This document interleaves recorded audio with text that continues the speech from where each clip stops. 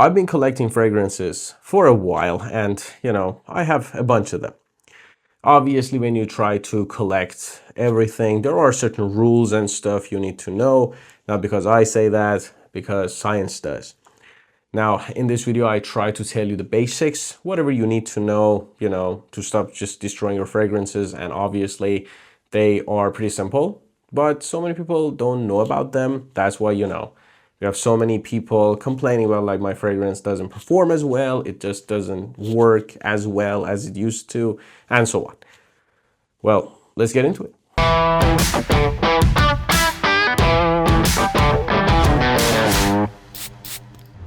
Fragrances have, like a specific scent because of the molecules that are inside, and, they give them that different kind of a scent that you, of course, you smell and you like.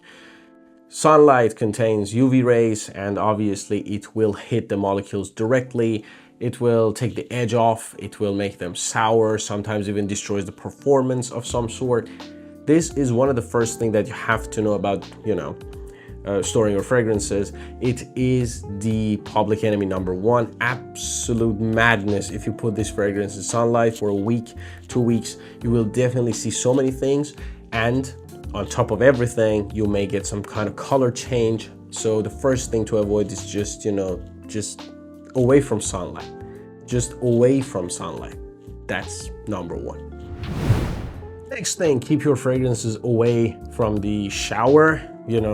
Every kind of fragrance that stays near the shower gets destroyed. It's because it's hot and steamy. Keep them away from the heaters, obviously, in the house. If you have any sort of heater, those also, destroy the performance of your fragrance. Obviously, not, the ideal place. Now, keeping your house warm, that's one thing, but, putting your fragrance next to them or on top of them for some reason, not good. I've even seen people put fragrances in the fridge.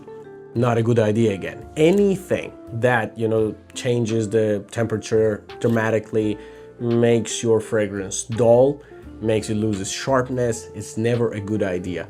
One of the first things, you have to keep them in a place that has very stable temperature, or even if it fluctuates, it has to be gradual. Obviously, you don't want your fragrances to be near any of the heaters, or especially in the shower, like in the bathroom, maybe your car. These are the places that you have to avoid when you're using a fragrance. Do not put it there.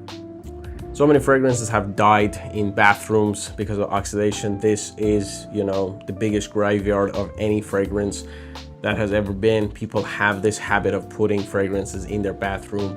You should avoid it and don't do that. Number 3 is one of the things that so many people don't know, and so many people do it for some reason. I have no idea why. They shake their fragrances aggressively before applying. Well, introduces air bubble into your fragrance. First of all, the first thing that it does, you don't want any air in your fragrance. Well, that is a big problem on its own. And it also messes up your pressurized atomizer if your fragrance has one of those, like this one. Long term, if you keep shaking it, because of all the air that is going to be inside your fragrance, your atomizer may lose functionality, or even, just get destroyed altogether.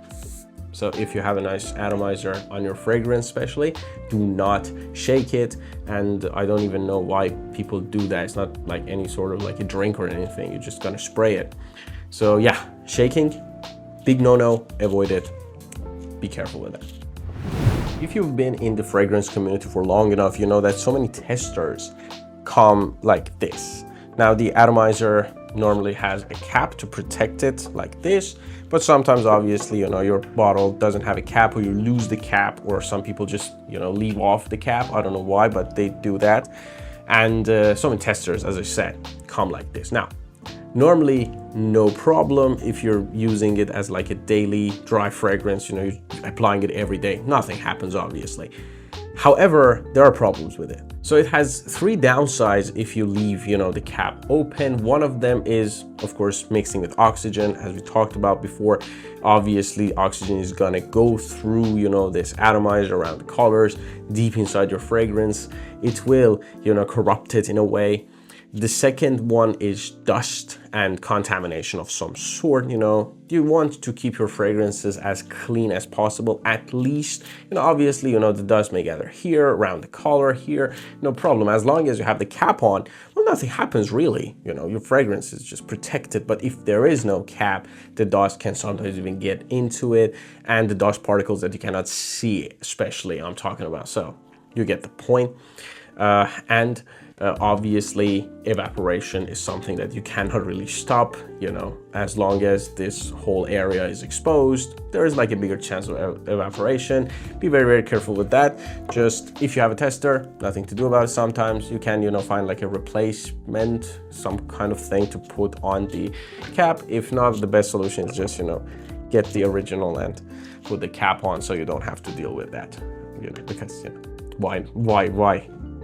Just keep it like this. Now, if your fragrance comes like this, there's nothing to do about it. Maybe you can find some sort of replacement for it, but if you have the original and you have the cap, just put the cap on. Best of both worlds. Now, you can decant your fragrances. It comes in different styles. You can use a syringe, you can use some kind of like those what is it called, travel atomizers or whatnot. It's fine on its own. If you do it once, twice, you have a fragrance, your favorite, you don't want to, carry the whole bottle with you. Sure, absolutely. But there are problems with it. First of all, the atomizers that, the companies use are generally of higher quality, especially if it's like an expensive fragrance. But when you transfer it, most of these atomizers that, traveler size atomizers use, or, the decants, they are plastic. And over time, they will spoil your juice anyway. The other thing is that when you transfer a fragrance like plasma every day or every week, there is gonna be like a huge air to juice ratio, big degradation. That's a big problem with, fragrances, and you obviously don't want like put huge dents into your fragrance very, very quickly. Most oftentimes when you spray it with an atomizer, you do it very in a controlled way, you do it gradually, nothing happens, and the fragrance gets used normally. But when you're introducing huge amounts of air into your fragrance very, very quickly, obviously it is going to affect it in a bad way. So guys, be careful with all these points. Hopefully I didn't take your time a lot. I see a lot of people make mistakes. Either, I don't know, like they just don't feel like it, or they just forget to put on the cap after using, or whatever. If you're doing these and you like to stop, especially if you have like a lot of fragrances, or even 4 or 5 fragrances that you have a rotation of some sort, be very careful with these. Hopefully this video is educational, and at least you learn 1 or 2 things.